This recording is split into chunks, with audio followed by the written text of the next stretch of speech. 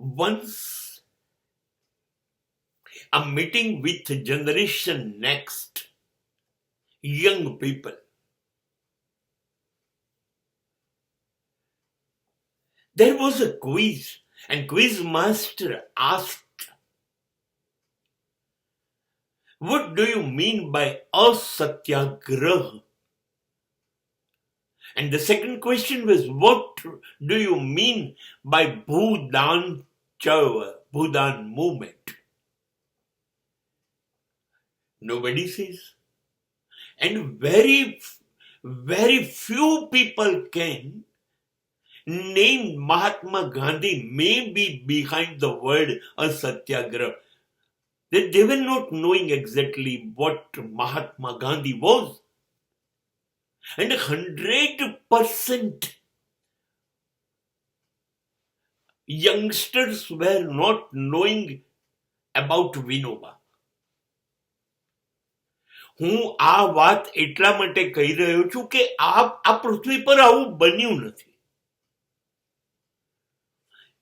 ગાંધીની વાત કરો તો આ શૂટેડ બૂટેડ ઇંગ્લેન્ડ જઈને ભણેલો માણસ, બેરિસ્ટર થયેલો માણસ, એક નાનકડી પોતડી પહેરીને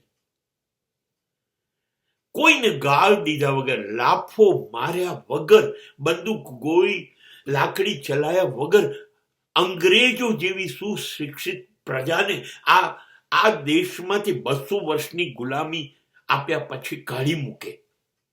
આવું બન્યું નથી. આ પૃથ્વીનો આ પહેલો ચમત્કાર છે અને એના વિશે નવી પેઢી જાણતી નથી. વિનોબા ભાવે એક એવો માણસ કે ગાંધીજીએ એમની મુલાકાત લેવા માટે એપોઇન્ટમેન્ટ લેવી પડે અને વિનોબા કહે તો જ મળવા આવવાનું. આ વિનોબા ભાવે એ આખા દેશમાં ફર્યા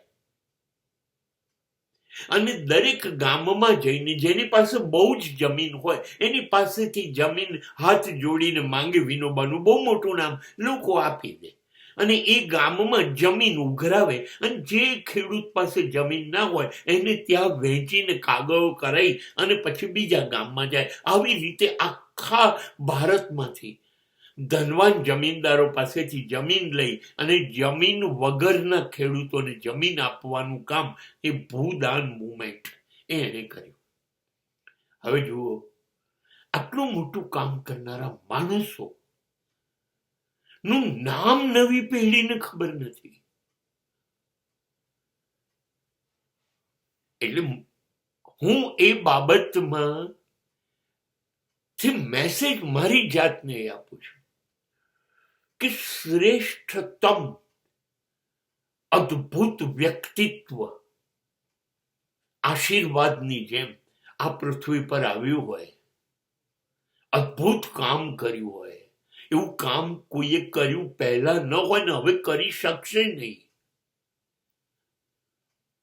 એવું વ્યક્તિત્વની નોંધ માનવ જાત લેતી નથી, ભૂલી જાય છે, એનો આભાર માનતી નથી, એની યાદ કરતી નથી. હવે અત્યારની પેઢી છે એની જો આ સ્થિતિ છે તો હજી 50 વર્ષ બાદ કોણ ગાંધીની, વિનોબાની મહાનતાને યાદ કરશે?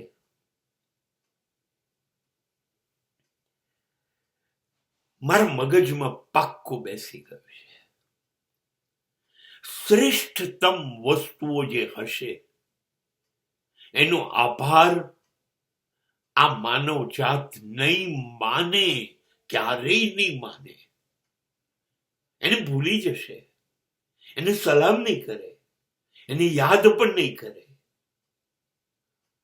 આ માનવ જાત જેમ સમય જાય છે, ગાંધી એટલે યાદ છે આપણને કે આપણી ચલણી નોટો ઉપર એનો ફોટો છે ને, એટલે